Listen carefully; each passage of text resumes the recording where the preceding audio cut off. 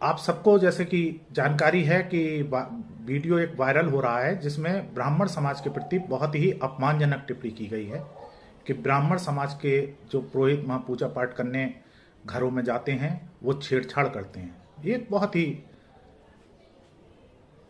अपमानजनक बात है और किसी समाज के प्रति ऐसा कहना बहुत गलत कार्य है, गलत बात है। अगर ऐसी कोई भी हरकत किसी के द्वारा की गई है तो हमें कानून ये अधिकार देता है कि हम उस व्यक्ति के खिलाफ जाकर और थाने में एफआईआर करें।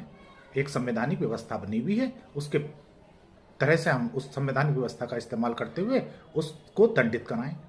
लेकिन एक अनर्गल, निरर्थक, मिथ्या आरोप लगाकर एक पूरे समाज को बदनाम करना ये गलत है। और उससे ज्यादा गलत ये है कि हमारे माननीय सांसद जो पूर्व में सांसद रहे हैं उनके द्वारा ऐसी टिप्पणी पर तालियां बजाई जाएं, ये उससे भी ज्यादा गलत है। उन्होंने संविधान की शपथ ली है और उनको रोकना चाहिए था, टोकना चाहिए था कि ऐसा कहना गलत है, ये संविधान के जो सम्मत बात नहीं है। लेकिन उनके द्वारा ऐसा कोई कृत्य नहीं किया गया। आज हरिहर मंदिर सिविल लाइन में एक ब्राह्मण समाज ने बैठक का आयोजन किया जिसमें 200-250 ब्राह्मणों ने जिले भर से आकर उसमें शिरकत की और ये एक सर्वसम्मति से निर्णय लिया गया कि कोई भी ब्राह्मण समाज का पुरोहित जो वीडियो में चेहरे दिखाई दे रहे हैं उनके यहाँ कोई भी मांगलिक कार्य में कर्मकांड करने नहीं जाएगा और ना ही उन लोगों का कोई भी निमंत्रण स्वीकार करेगा। तो ऐसे लोगों का सामाजिक बहिष्कार ब्राह्मण समाज अपनी ओर से करेगा।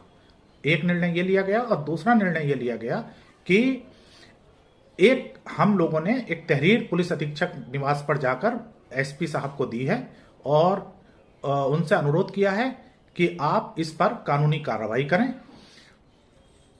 और हमने एसपी साहब से यह भी कहा है कि यदि जो लोगों ने ऐसी अपमानजनक टिप्पणी ब्राह्मण समाज के प्रति की है, अगर वो माफी मांगते हैं तो ब्राह्मण समाज अपनी उदारता को प्रदर्शित करते हुए उन्हें माफ करने के लिए तैयार है।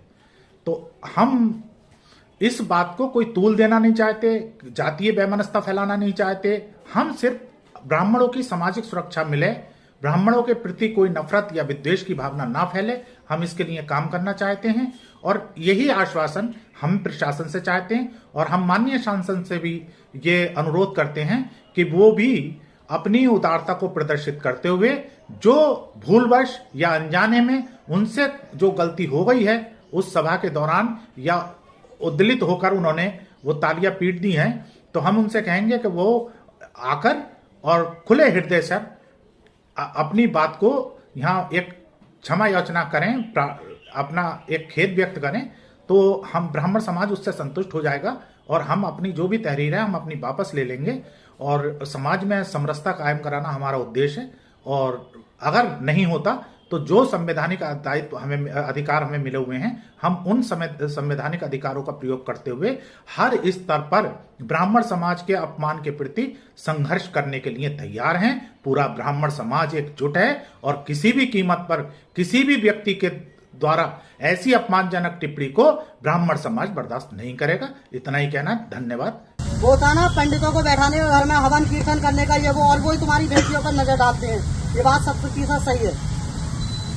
क्या हमारे समाज में मेहनत नहीं हुए हैं? क्या पंडित नहीं हुए हैं जो वेद पुराणों का ज्ञान अर्जित करे हुए हैं?